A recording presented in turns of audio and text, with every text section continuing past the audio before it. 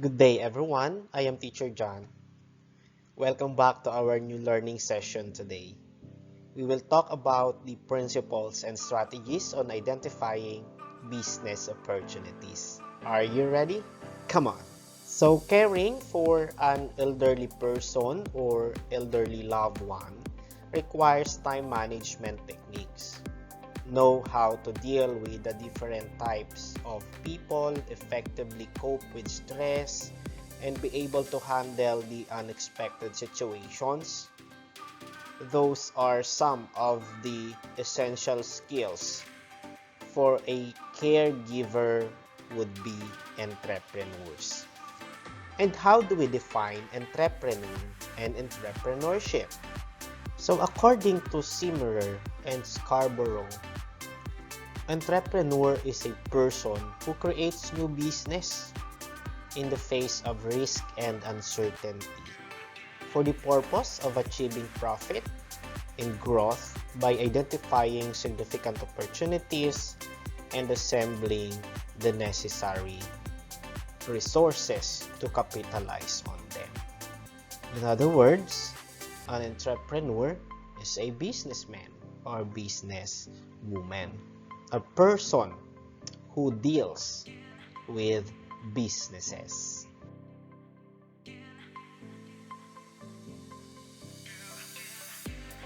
Entrepreneurship, on the other hand, refers to the process of creating a new enterprise and bearing any of its risk with the view of making the profit.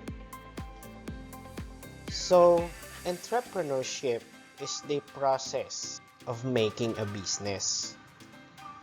If entrepreneur is the person who creates new business, the process that he or she doing is what we call entrepreneurship. So in the journey of learning caregiving, the personal entrepreneurial competencies and the entrepreneurial mindset will be introduced, and of course a brief lesson on business environment and idea generation is provided that will help you contextualize your skills that might be useful for an entrepreneurial venture. So we have here the personal entrepreneurial competencies. So the research on human behavior by McClelland and McBurr identify the 10 typical entrepreneurial behaviors. So these are the following. The first entrepreneurial behavior of an entrepreneur is that persistence. So entrepreneurs do not easily give up in the crucial status of business. So they have enough courage to do different strategies in order to achieve business goals. Number 2, they also have commitment to work contract. An entrepreneur should do their best to satisfy customers and to deliver excellent customer service as promised. As an entrepreneur, you should always remember the satisfaction of your clients or of your customers. So the third entrepreneurial behavior is a demand for efficiency and quality. An entrepreneur sees to it that the business meet or exceeds existing standards of excellence and exerts efforts to improve performance. You should not rely on the previous performance that you have already excelled in.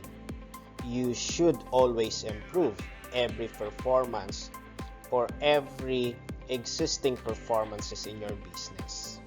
So you should always compete with others to do things better, faster, and less cost.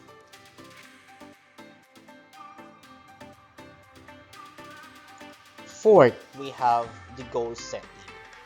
So goal setting is the process that starts with a careful consideration of what you want to achieve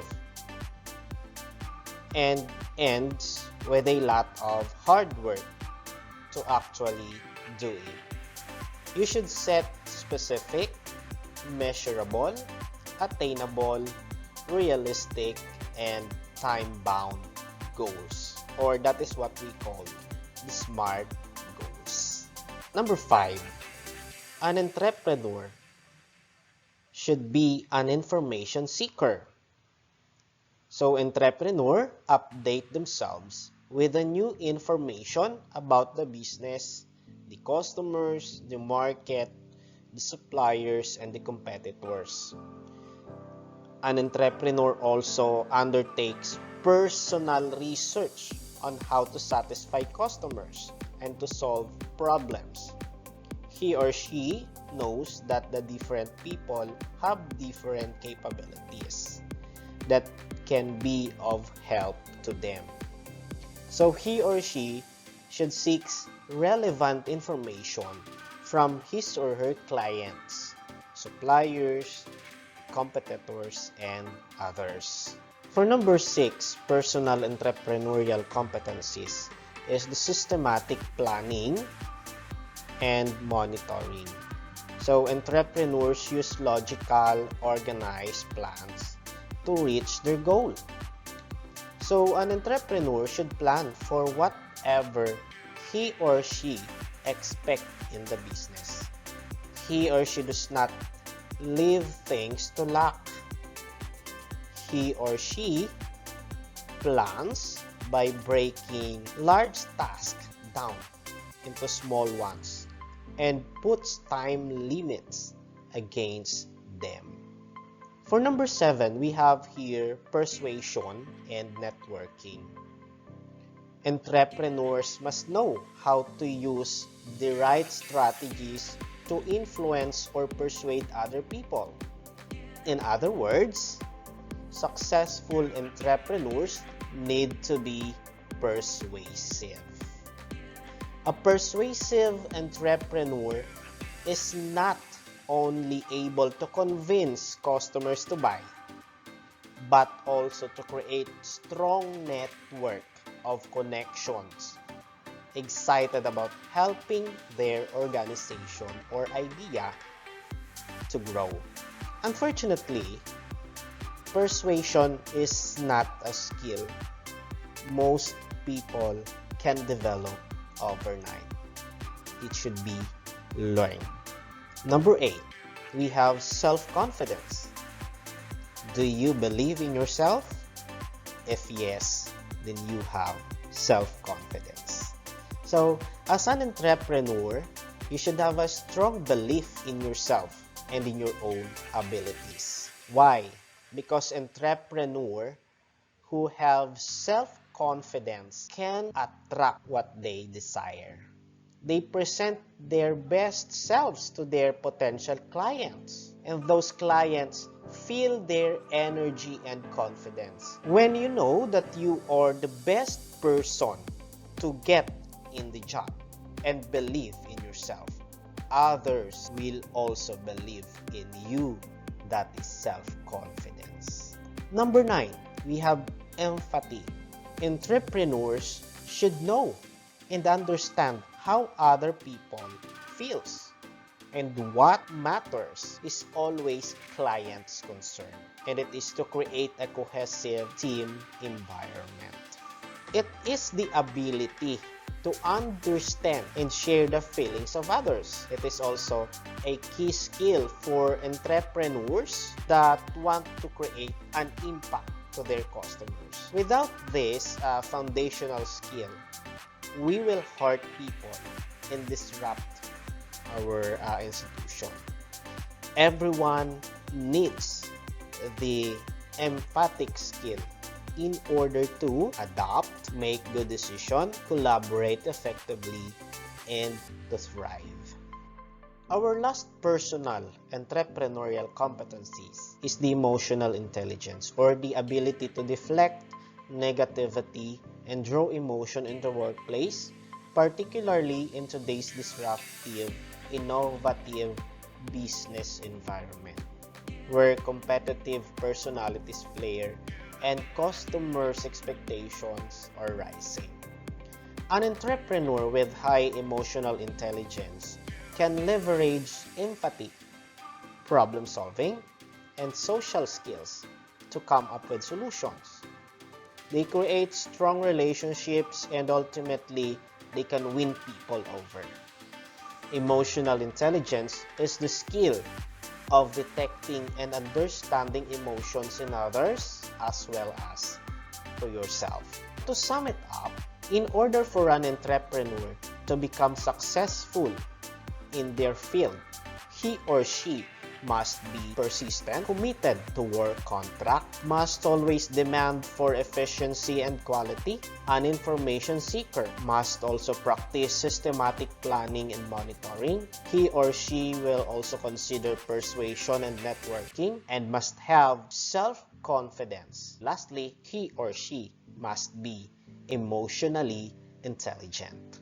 After knowing the personal entrepreneurial competencies, we have here the business environment and business ideas. Business ideas and opportunities are partly shaped or determined by the business location, unless it is possible to migrate to more favorable locations. The ideas and the opportunities for business will oftentimes be delimited to the surrounding areas. So the business environment consists of both the tangible and intangible factors that affect their external or internal business operations. But what is the difference between tangible and intangible? The primary difference between the two is that tangible is something which a person can feel, see, or touch, and thus they have the physical existence, whereas intangible is something which a person cannot see, cannot feel, or touch, and thus do not have any of the physical existence. What are included in the tangible factors? We have the demography of the clients and the suppliers, the competitors in the local or the area, and the available technology for production. Also, the land area available for economic zones, the physical layout, and the barriers such as rivers, parks, or lakes, and the building obstructions as well as the transportation network. While the intangible factors, on the other hand, includes the subculture, industry trends, economic and government activity, or the political situations in the area. And here are the tangible and intangible factors in our business environment and the business ideas. First, we have the nature and the physical environment. It includes the living conditions of the consumers or the customers, the facilities, and some barriers. It concerns with the physical location of the business, the natural environment that pertains to the natural and the man-made structures that may enhance the beauty of your location, such as park or a seafront view. Also, the living condition in an area also serves as a standard for the ambience you want to create for your business. Second, we have the demography. These are the potential target client as well as the migration pattern. So, demography pertains to the number of people living in the area, their age, their gender, socioeconomic status, the family size, their religion, even their growth trends. This valuable information can help entrepreneurs in developing their product or services to the target market and in deciding the marketing strategy, their pricing, and the product packaging and others. Next, we have the culture. It includes the subculture, the race, emotional environment. What is a culture? Culture is the totality of the way of life. Attitude, the values, the skills, and the power of a group of individuals working in an institute or an organization that influences the type of products that are acceptable to a particular locality, while a subculture also shapes the emotional environment of an area. Number 4, we have the government regulations and policies. So these are the laws and policies of the national and the local government that may influence your business operations. A policy that directly affect entrepreneurs are the following: the imposition or the removal of taxes for products and services, the establishment of economic zones, and assistance in the labeling and the packaging of waste. For number 5, we have the economy. This is the national and our international competitors. So the economy of the country influences both the entrepreneurs and the consumers as it relates to the financial matters of the business, like taxes and interest rates, and to the quality of life, the cost of utilities and services, among others.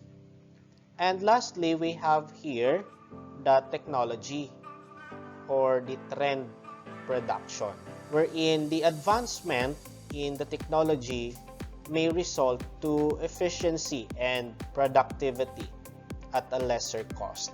Technological changes or inventions based on the application of science that creates new products or process improvements. As an entrepreneur, you can benefit from technological changes by identifying the appropriate technological solution available for fast, accurate, and excellent services for your client.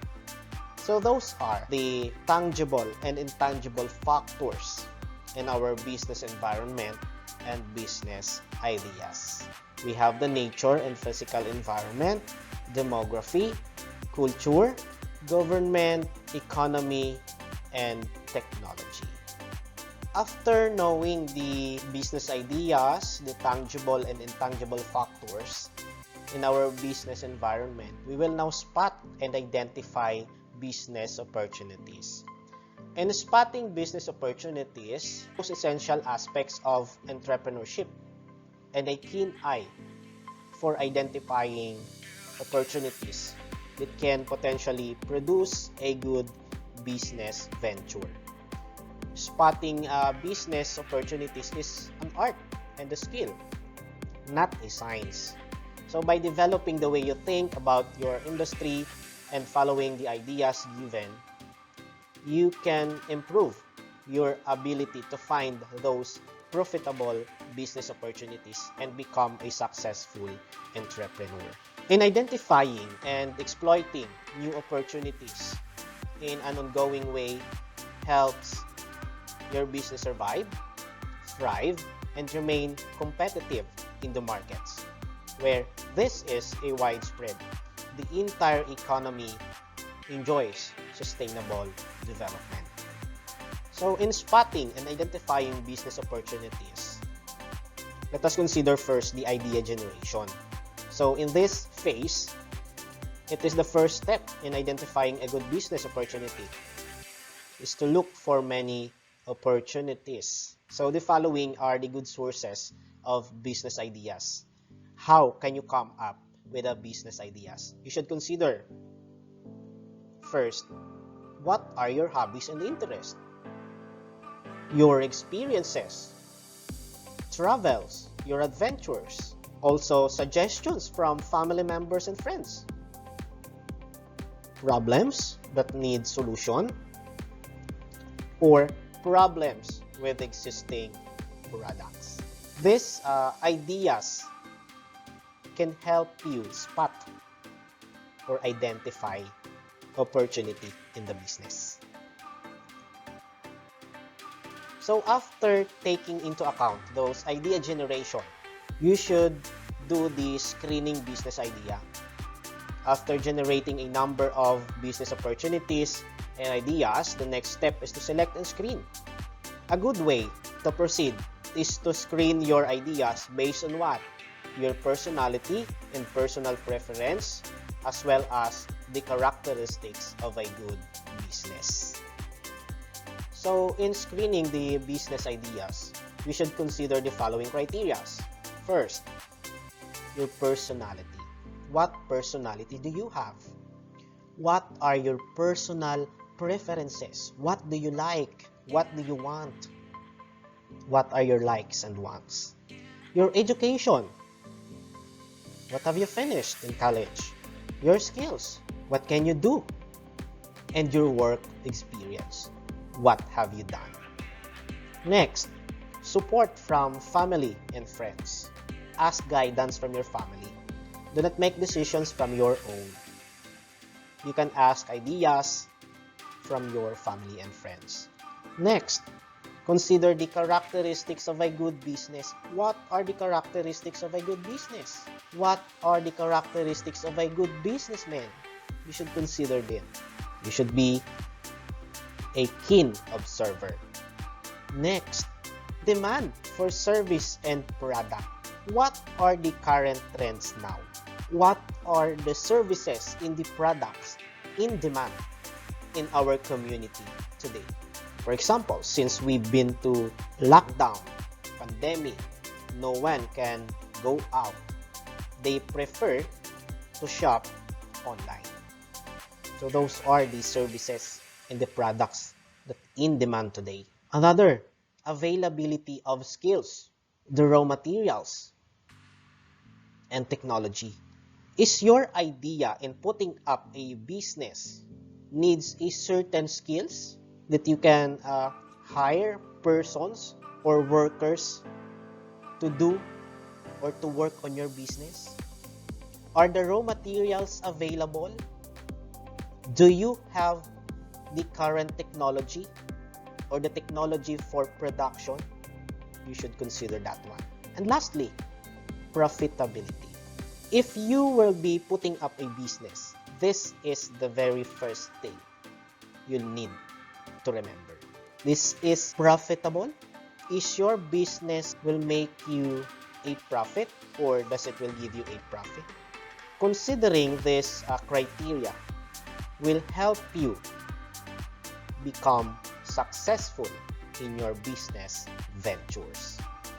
The next thing we need to consider in spotting and identifying business opportunity is the SWOT analysis, or the strength, weaknesses, opportunities, and threats. So, SWOT analysis is a framework used to evaluate a company's competitive position and to develop strategic planning. You should conduct a SWOT analysis in order to determine the strengths, weaknesses, opportunities, and threats of your potential business. This step will help you improve your business of choice and prepare for challenges. It will guide you to build on what you do well, address what you are lacking, seize new openings, and minimize the risk. You can apply a SWOT analysis in order to assess your business positions before you will decide on the new strategy. We have here the example of a SWOT analysis. It is divided into two, the controllable factors and the uncontrollable factors. And it also shows the positive and the negative. Under the positive, we have the strengths and the opportunities. Under the negative, we have the weaknesses and the threats. So, uncontrollable factors wherein your strength are the positive factors that contribute to the favorability of your business opportunity. Examples: cheap raw materials, skilled employees, ease of management, small capital outlay. And what are these opportunities? So these are positive factors that are not within the control of the business. Examples: absence of similar products in the market, new markets being developed, growing team, and for the similar products, we also have the favorable government policy. Under the negative for the weaknesses, so these are the set of problems developed, the difficulties or the shortcomings encountered by the business. Examples: the inexperienced workers, lack of working capital, and the poor location. Under the threats, these uncontrollable negative factors that are beyond the control of your business.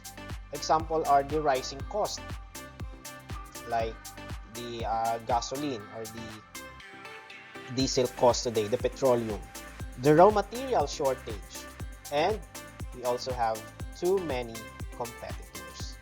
So we should always remember this SWOT analysis example in order to determine the steps that we can do in order to solve or to improve our business. And that ends our learning session today. I hope you've gathered some ideas on how to be successful and responsible entrepreneur by following the principles and strategies on identifying business opportunities. And always remember that in TLE, matututo ka na, kikita ka pa. Thank you, happy learning, and goodbye.